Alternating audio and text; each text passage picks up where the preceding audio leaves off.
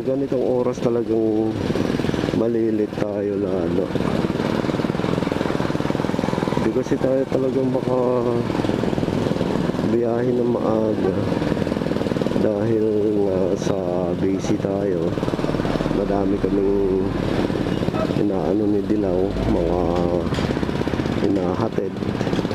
Yung dalawa naming boss, nahatid pa namin sa school.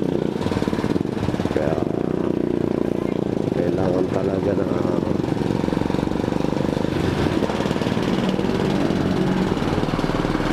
yung tricycle, hindi tayo baka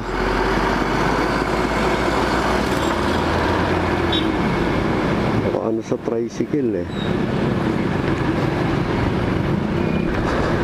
Let's go na. Buti na lang hindi bumukas yung ulan.